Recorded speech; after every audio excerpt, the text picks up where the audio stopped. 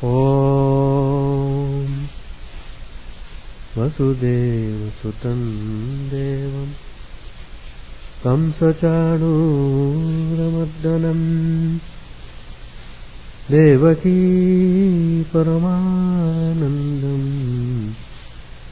Krishnam Vande Jagadgurum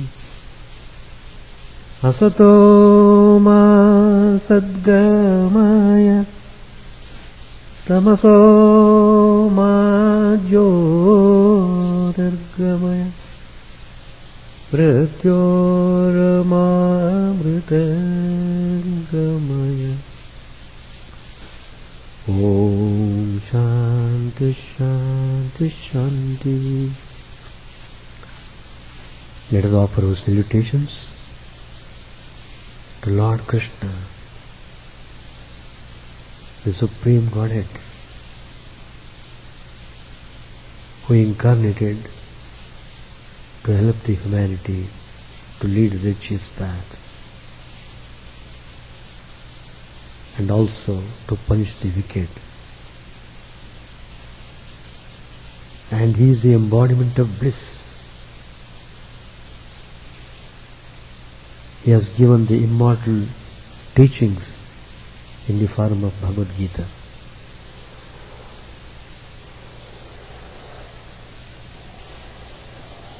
Let us pray to the Lord to lead us from the unreal to the real, to lead us from the darkness of ignorance to the light of knowledge, to lead us from death to immortality. This prayer is unique, and the fulfillment of this prayer lies in practicing the teachings of Bhagavad Gita. Lord has clearly shown to us how to light the lamp of knowledge, how to destroy ignorance, what is the cause of ignorance, who is responsible for that. All these things Lord Krishna has very clearly said in his teachings in the Bhagavad Gita. So Bhagavad Gita is the most important spiritual text for anyone who is seeking spirituality in the real sense of the term.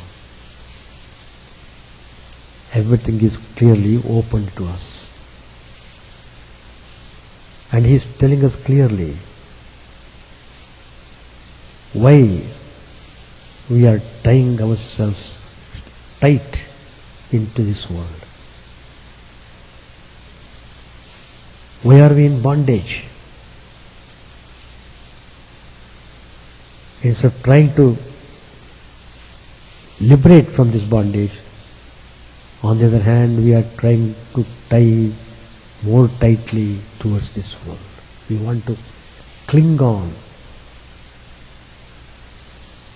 We don't want to give up this worldliness and worldly environment, worldly surroundings, worldly situations, worldly problems. We just get immersed deeply into these things.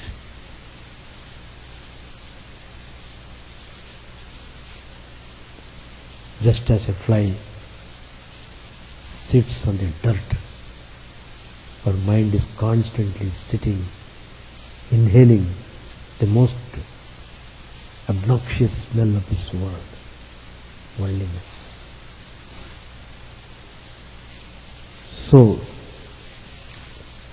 if we are really seeking the lamp of knowledge to destroy the darkness of ignorance, it means mercilessly we should give up worldliness. Worldliness, which comprises of kama, krodha, lobha, moha, mada, matsarya. The man is tied to this world on account of passion, anger, greed, delusion, jealousy, hatred, egoism. Each one of them is like a giant. So 6 giants are there in every one of us. And they are surrounding us. And we are falling victim to these giants. So we are always in some kind of unhappiness and suffering in this world. But then Lord Krishna gives assurance. Don't lose heart. I am here to help you. He is calling us, just as Sri Ramakrishna called after his realization of the Divine Mother. He went to the rooftop of the Dakshineshwar Kali temple. Probably some of you must have seen. On the rooftop he would stand and he would shout with a maximum volume of his voice. Where are you people? Come on. I have got most precious spiritual treasure to distribute towards you all. Please come. It is like that. So, God has shown to us what is worldliness, and then God has pointed out to us why we are suffering, and He has also pointed out to us how to get liberated from this suffering. And Lord Krishna assures, even though you might have committed a most heinous crime, don't worry. I am there to help you, to protect you, to save you from the most dangerous situation. Only you should try to repeat my name. Just you must desire sincerely, "Oh Lord, please help me." I certainly come and help you. In fact, how the prayer is answered is very clearly shown in the life of Girish Chandra Ghosh. I don't know whether you have read this life. A new book has come, published by Chaitanya in St. Louis. Excellent book. Please read it. It's worth reading. Girish Chandra Ghosh, he says, I have committed maximum crimes in my life. I have committed Himalayan blunders. And he was so disgusted about himself, about his bad ways of life, bad habits, bad samskaras. He was so disgusted.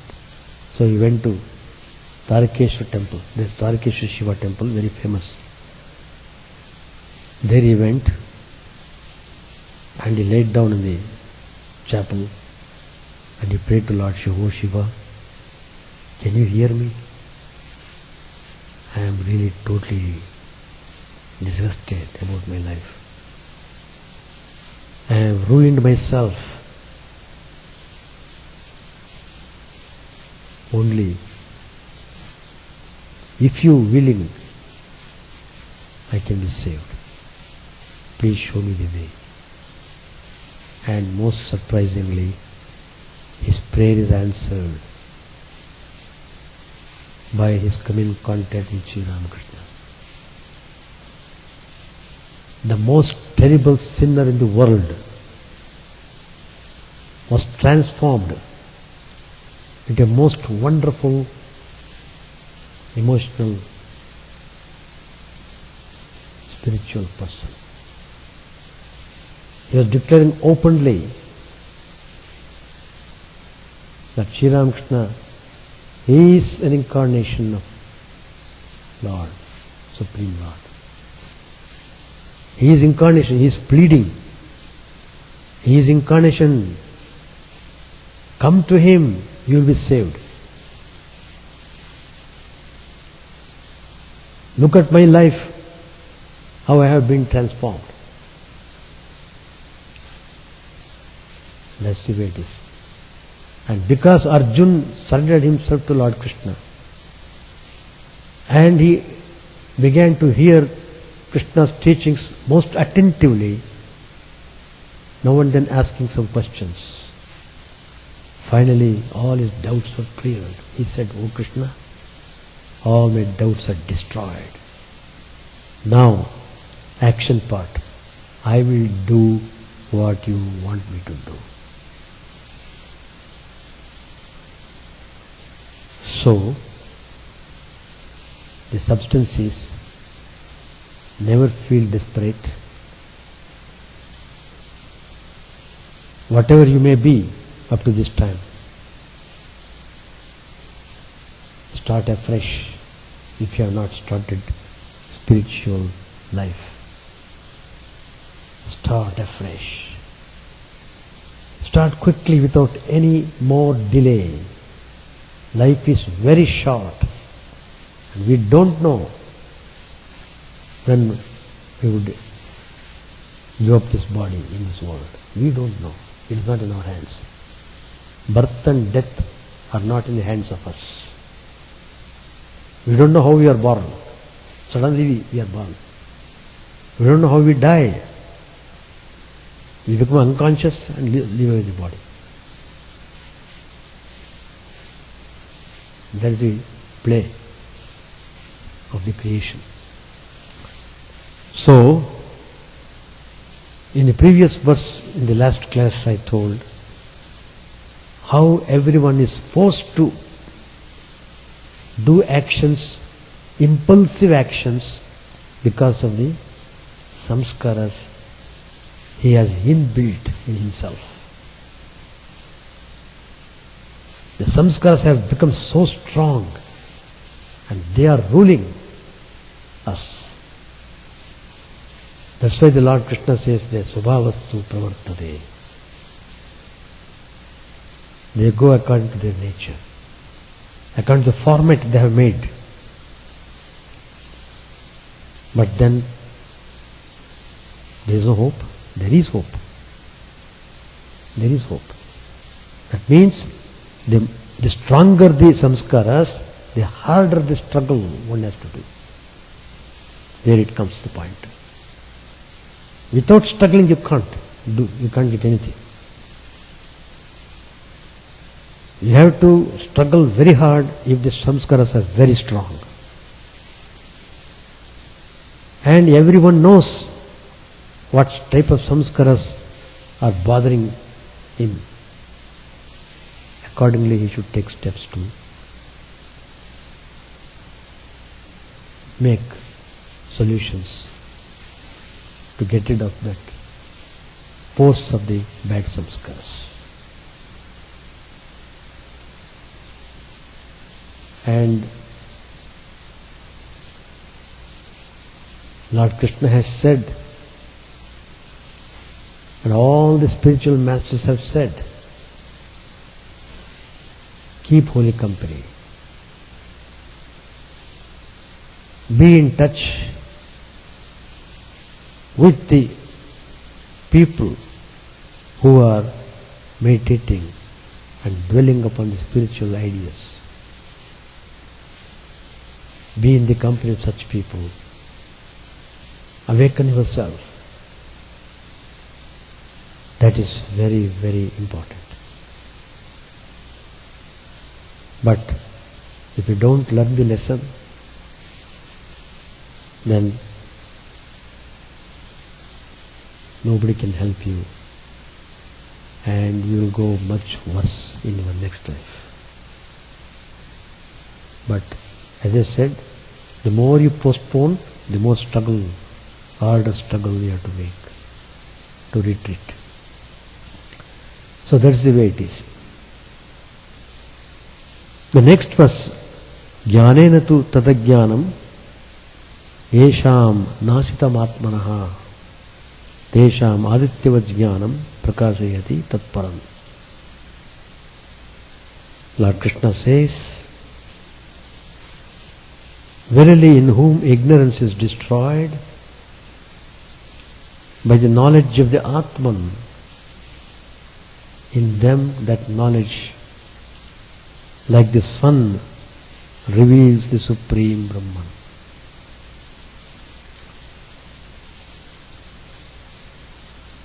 You know, we are all manifesting ourselves as individual beings,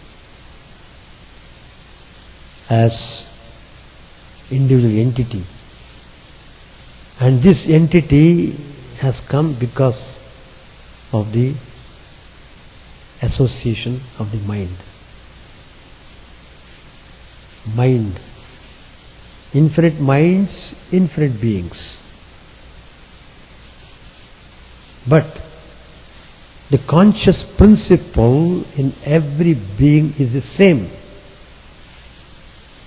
That point we should not forget. That Atman in yourself, Atman in me, Atman in third person, fourth person, Atman in the whole world is the same Atman.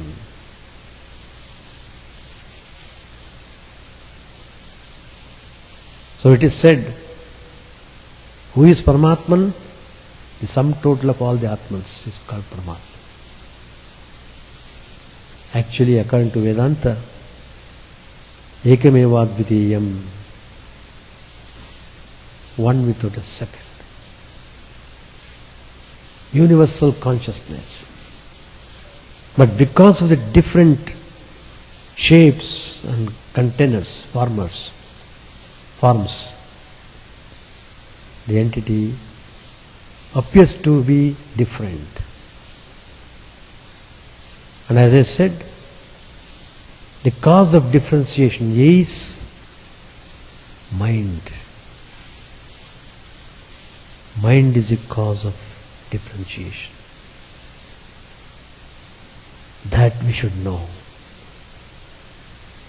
Then only you will know how to turn the mind towards yourself. Handling the mind, managing the mind, making the mind behave lies in every one of us. We can bring it under control only when we have strong determination and strong willpower. I have heard many people coming and telling me, Swamiji, I don't have strong mind. I don't have strong willpower. That only shows you have to build up, you have to make strong. What else can be done? There are various ways of making the mind strong, making the willpower strong. You have to adopt any method you want to, so that it can become strong. So, ignorance, because of the mind playing major part in our life, we are trapped in ignorance. Ignorance of our true, real, blissful nature.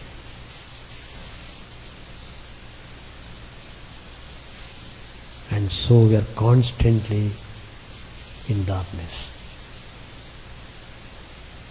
So it is very important for us to know the facts clearly, so that we can practice it properly.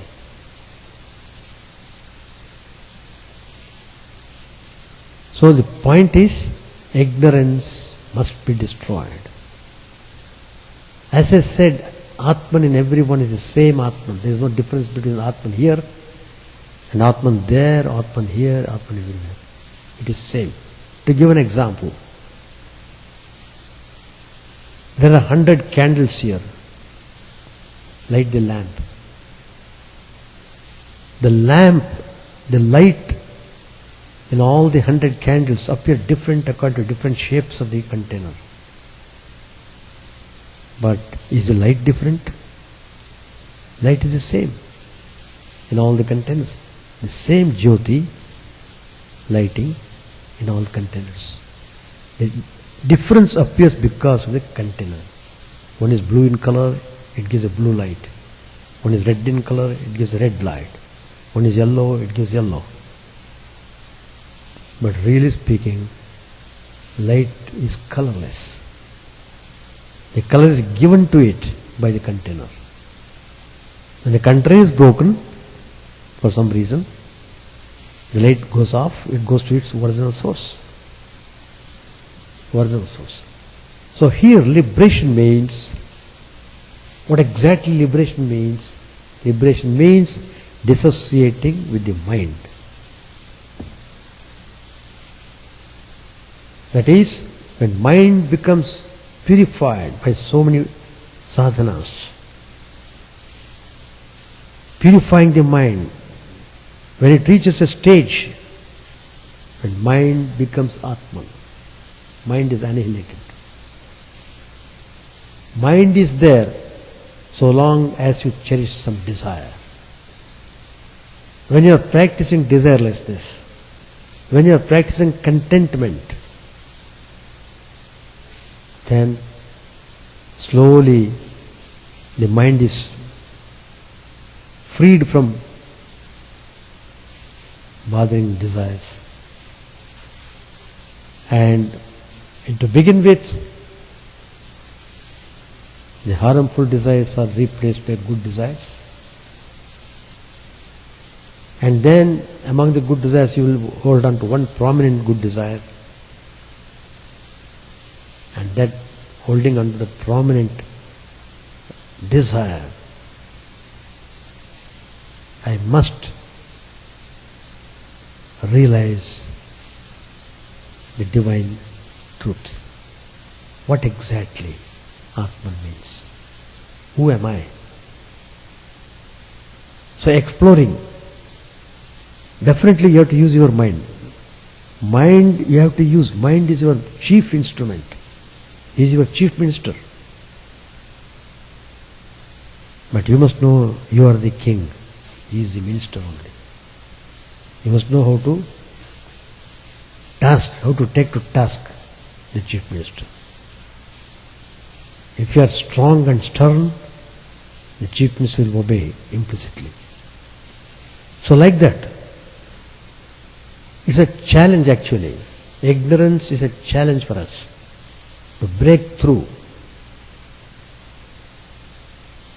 And that is possible when you come in contact with spiritual masters, spiritual ideas, and spiritual association, and spiritual environment.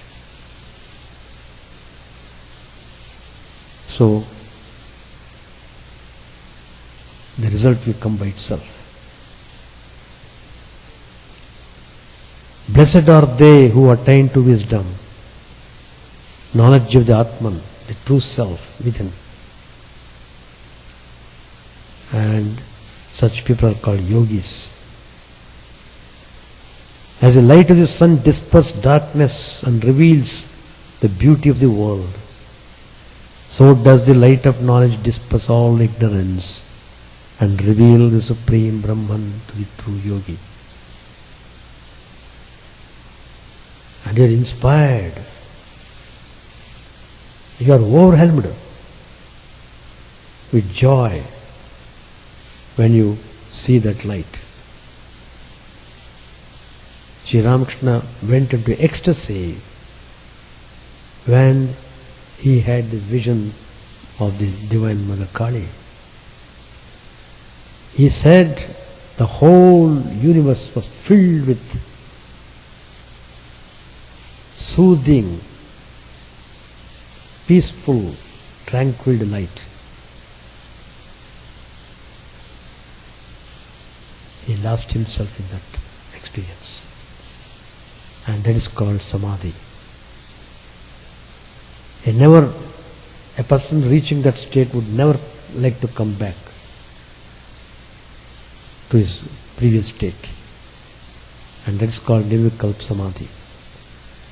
But Sri Ramakrishna, since he had a mission to serve the humanity, it is Mother's will that he should come back to the normal plane. Otherwise, Sri Ramakrishna himself would say, after getting that Nirvikalpa Samadhi, body cannot remain more than 21 days. Deadline is 21 days. That's it. Sri Ramakrishna says in the Gospel, such a yogi does not come back after reaching the Paramatman, the Supreme Soul. What is the meaning of not coming back? He is not entangled in any cycle of births and deaths. He has become united with the Paramatman. And there is no separate entity now. It is just like wave joining the ocean. And the wave joins the ocean, it is ocean itself, finished. Where is that wave? Nobody knows. There is no more wave. The identity of that particular wave is gone. It has become one with ocean. If you ask that particular wave, I am ocean. I am no more a wave. That's the experience. Sri Ramakrishna said to Vijay, God does not easily appear in the heart of a man who feels himself to be his own master. That is, who is egoistic, boastful of his power, position, beauty, and all such nonsense. But God can be seen the moment God's grace descends. God is the Sun of knowledge. One single ray of His has illuminated the world with the light of knowledge. That's how we are able to see one another and acquire varied knowledge. One can see God only if he turns his light towards his own face. Sri Ramakrishna gives the example. The police sergeant goes his rounds in the dark of night with a lantern in his hand. It is so dark, no one sees his face. But with the help of that light, the sergeant sees everybody's face. And others too can see one another. But they can't see the sergeant. If you want to see the sergeant, however, you must pray to him, Sir, please turn the light on your own face, let me see you. Then only he can, if he turns his light up towards his face, you can see him, otherwise not. In the same way, one must pray to God, O Lord, be gracious and turn the light of knowledge on thyself, that I may see thy face. One must light the lamp of knowledge in one's heart. As it is said in a song, lighting the lamp of knowledge in the chamber of your heart, behold the face of the Mother, Brahman's embodiment. Verse number 17. Tad buddhayastadatmanaha tanishta tatparyayanaha gachanti punaravrittim jnana nirdhuta kalmashaha.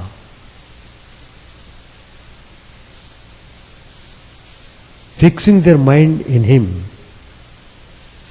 at one with Him, abiding in Him, realizing Him alone as the supreme goal, they reach a state from which there is no return to the relative world.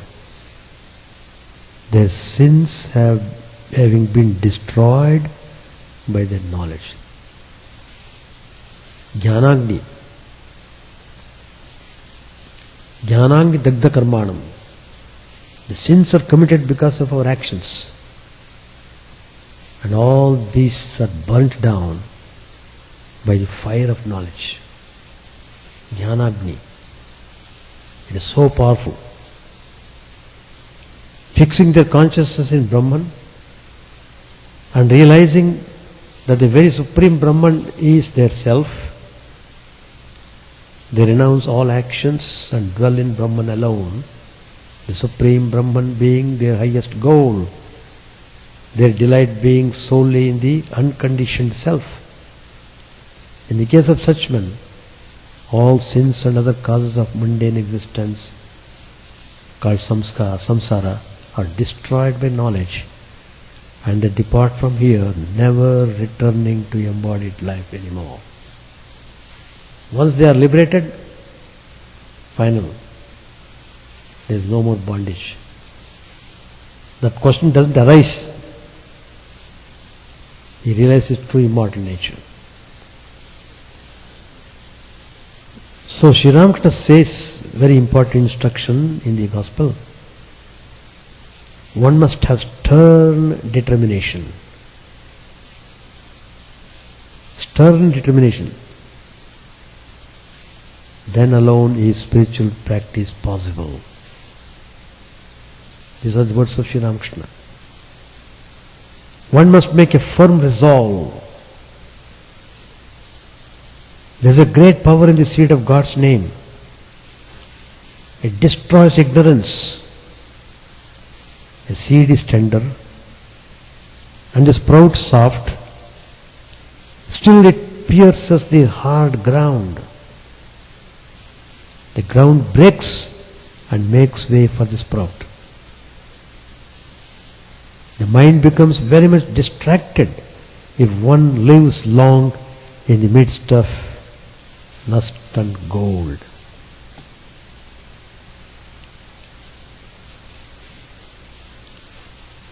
Therefore one must be very, very, very careful. Therefore through the practice of spiritual discipline, one can always fix his mind on God. That's why Sri Ramakrishna says in the gospel very clearly, for all the householder people, don't condemn yourself that you have become householders and there is no more spiritual life for you. Don't say like that. And Sri Ramakrishna tells further, after having one or two children, then both husband and wife should live like brother and sister. Engage yourself in spiritual practices. You have had the experience of the children. Good. Now proceed further. Now no more delay. That concession is given just to teach you a lesson what world means. That's all. Now you have to proceed practicing spirituality. So, practicing is important. Without practicing you won't get anything. Whether you are a householder or a monk. If he doesn't practice, he doesn't get anything. It is like that. You have to struggle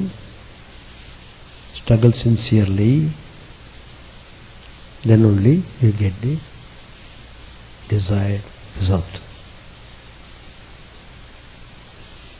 The mind becomes very much distracted if one lives long in the midst of lust and gold. Therefore one must be very careful. Therefore through the practice of spiritual discipline one can always fix his mind on God. Those who live in the world in the midst of lust and gold might direct their attention to God, but sometimes their minds dwell also in lust and gold. They are like common flies which light on a piece of candy, then a sore or filth. Always keep your mind fixed on God. In the beginning you must struggle little. Later on you will enjoy your pension. One devotee asked a question to Sri Ramakrishna, Master, how can I develop love for God?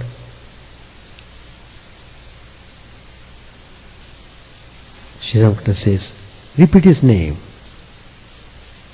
Repeat his name sincerely, and sins will disappear.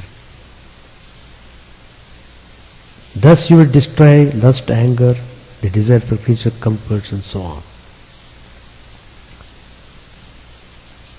Then again the devotee asks question, how can I take delight in God's name? Sri Ramakrishna said, pray to God with a yearning heart, that you may take delight in His name. and will certainly fulfill your heart's desire. So saying, the Master sang a song in a sweet voice, pleading with the Divine Mother to show her grace to suffering people. O Mother, I have no one else to blame. Alas, I sink in the well these very hands have dug.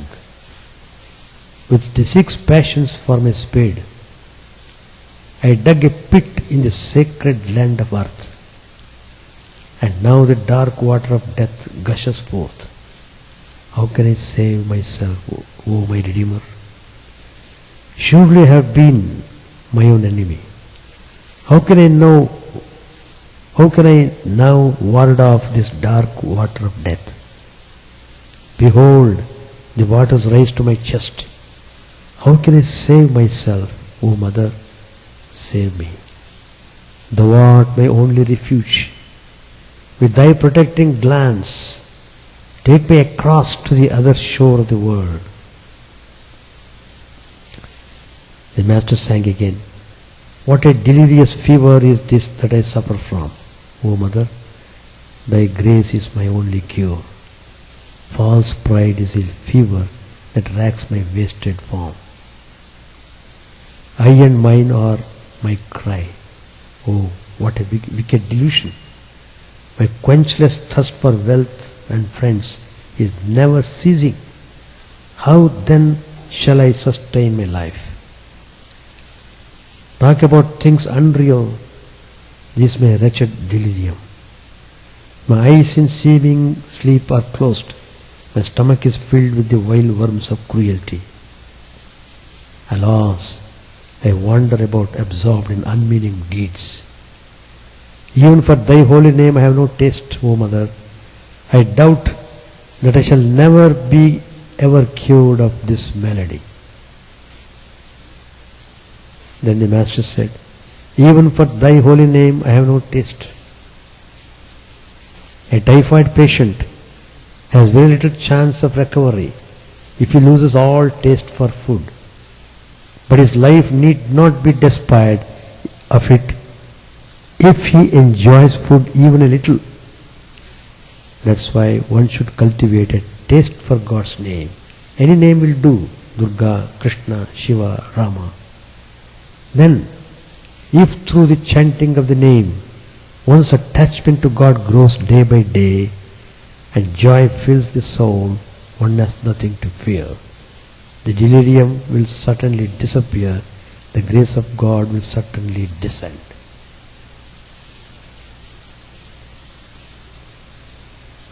Again Sri Ramakrishna says, everything happens by the will of God. Heinous sins, the sins of many births and accumulated ignorance all disappear in the twinkling of an eye through the grace of God. When light enters a room that has been kept dark 1,000 years, does it remove the 1,000 years darkness little by little or instantly? Of course, at the mere touch of light all that darkness disappears. What can a man do? He may speak many words, but after all is said and done, everything rests with God. The lawyer says, I have said all that can be said, now the verdict rests with the judge.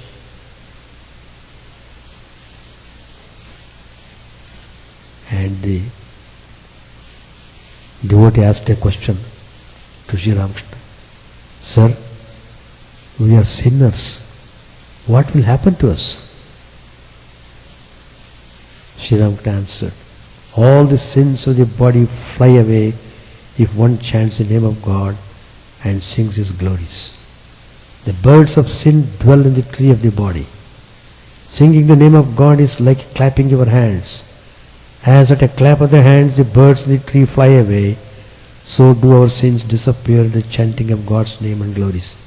Again, you find that the water of a reservoir dug in a meadow is evaporated by the heat of the sun. Likewise, the water of the reservoir of sin is dried up by the singing of the name and glories of God. You must practice it every day. The other day at the circus I saw a horse running at top speed with an English woman standing on one foot on its back. How much she must have practiced to acquire that skill. Sri Ramakrishna said, but even behind the mother's love lies her hope that the children will support her later on. But I love these youngsters because I see in them Narayana himself. These are not mere words. Then he said to other, listen, there is no scarcity of motes when the lamp is lighted. When God is realized, He Himself provides everything for His devotees. He sees that they do not lack anything. When God is enshrined in the heart, many people come forward to offer their services.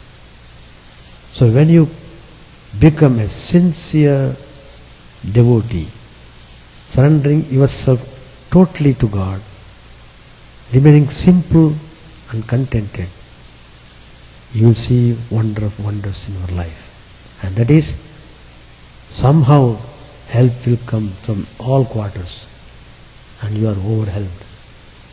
And all these things happen because of the grace of God. So the grace of God is invoked in the chamber of the heart where God dwells.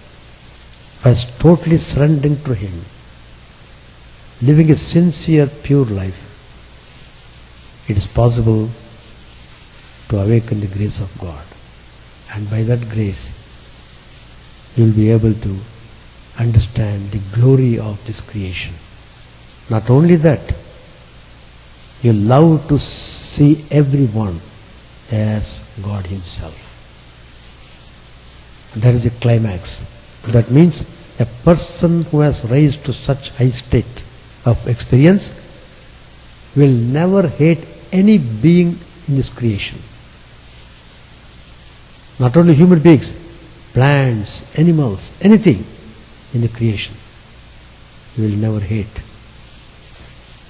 because he understands everything is governed by love. Love is very, very important. And a person who has realized the truth, whoever comes in the orbit of that person will lose all his cruel nature and he behaves extremely simple. We have seen in the life of Swami Vivekananda once, he was meditating in a solitary place. Suddenly a tiger came. You know, when tiger comes, suddenly people run away. But Swamiji was sitting unshaken, totally concentrating on the self. And the tiger came so close to him. If anybody in that situation would collapse even before tiger touches him. But here Swamiji is sitting so straight without any wavering, no trace of fear. And the tiger came close to him. Probably tiger was hunger. But the tiger gazed Swami Vivekananda for a while. Then slowly it bent down his head and turned back and went away. See the fun? It is not a story. It has happened in the life of Swami Vivekananda. And it happens in the life of all people who have realized the soul. When they come near that great soul, they lose all their violent behavior. They become calm, quiet, and divine, as it were. So that is the beauty of it. Let us stop at this point.